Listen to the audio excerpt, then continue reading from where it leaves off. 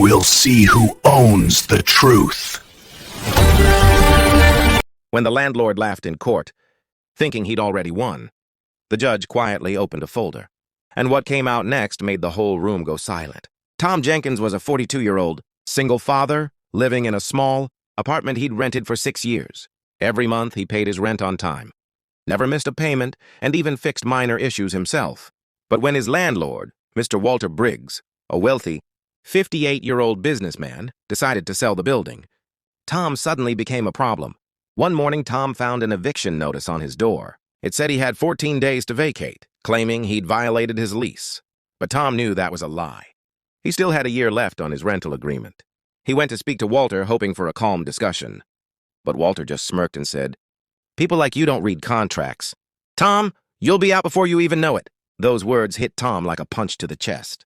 He wasn't just fighting for a roof, he was fighting for his little daughter, Lily, who loved their tiny balcony garden and the neighbors who'd become like family.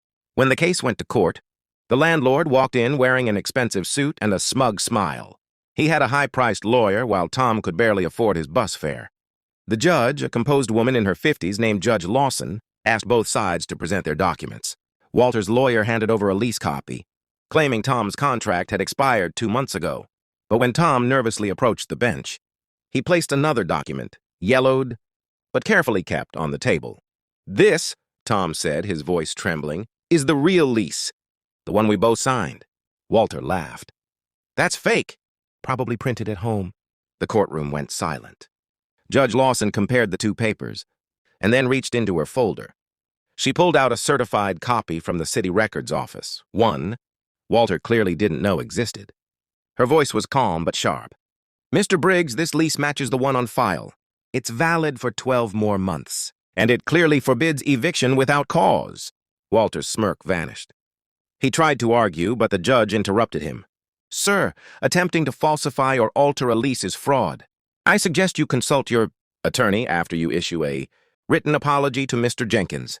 The courtroom broke into murmurs. Tom sat still, holding back tears. He wasn't used to winning, especially not against someone like Walter. As they left the courtroom, the judge turned to Tom and said softly, "Never underestimate the power of truth. Mr. Jenkins, it doesn't need wealth to speak." Tom smiled for the first time in weeks. He went home to Lily and told her, "Sweetheart, we're not moving. This is still our home."